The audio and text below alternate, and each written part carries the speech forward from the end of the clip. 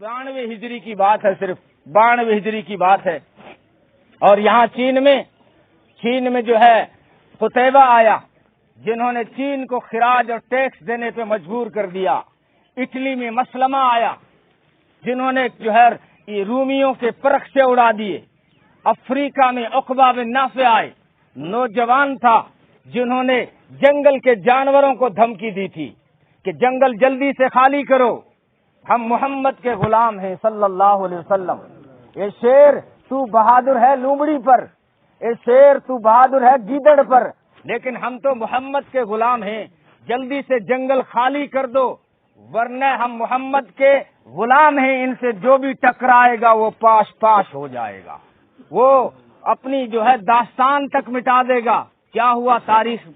تاریخ گواہ ہے، تاریخ کے پنے گواہ ہیں کیا ہوا۔ آن کی آن میں جنگل خالی ہو گیا، شیر گئے، ہاتھی گئے، گیدڑ گئے، بڑے بڑے جو ہے اژدہے، سانپ، سب نے جنگل چھوڑ دیا۔ یہ آپ کو تعجب ہو رہا ہوگا، لیکن جب دل میں سچی محمد کی غلامی کا دم بھرنے والے، اپنے سینوں میں اپنے دلوں میں ایمان کا جوہر رکھنے والے، جب ان کی راہوں میں سمندر آیا تو بھی راستہ روک نہیں سکا، نہیں روک۔ آپ نے ہسٹری اگر پڑھی ہو، سعد بن ابی وقاص کی سرکردگی میں جب جو ہے قادسیہ فتح ہو گیا، ایران کی جنگ ہوئی، تو قادسیہ فتح ہونے کے بعد صحابہ نے جب مدائن کا سفر شروع کیا تو جو ہے بیچ میں دجلہ دریا پڑتا ہے، دجلہ، تو ایرانیوں نے وہ پل توڑ دیا جس پل سے دریا پار کیا جاتا تھا۔